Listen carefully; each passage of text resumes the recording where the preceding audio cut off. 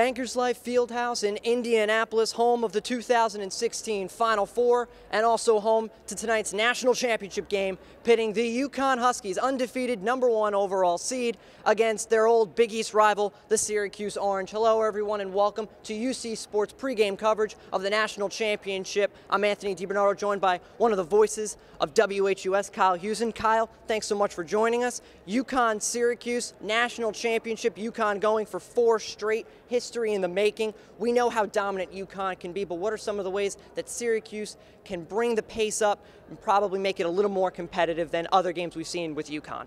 Well, I think that one thing UConn hasn't seen this year is a full game, full court pressure.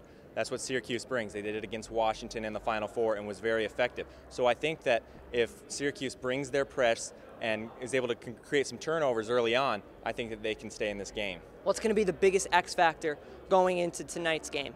I think the biggest X factor will be Syracuse's three-point shooting. They're a very three-point shooting heavy team.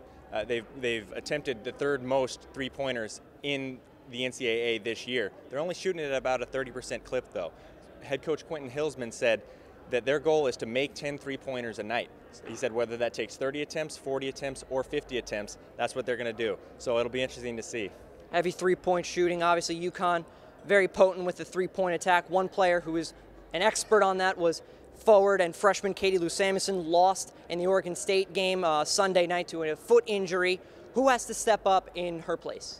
Well, as you mentioned, Katie Lou is a big loss for the Huskies when you're facing a 2-3 zone. It leaves the perimeter open, and Katie Lou would have had a field day shooting the three-pointer. But I think that 2 players that are going to be inserted for Katie Lou Samuelson are going to be the biggest X factors for UConn. That's Gabby Williams and Nafisa Collier. Both of them played well in increased minutes against Oregon State, and I expect them to have big games tonight.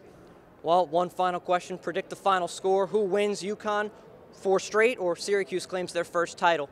UConn averaging around 88 points per game. I think Syracuse limits that a little bit, but I still think the final is UConn 80, Syracuse 65. You heard it here first, 80-65, and you can also hear him again, Kyle, along with Jeff Lemon on WHUS 91.7 during the game, or log on to WHUS.org. Fans are already lining up out the door. They're getting excited. We're getting excited. So stay tuned on UCTV Sports Twitter for live game updates as well.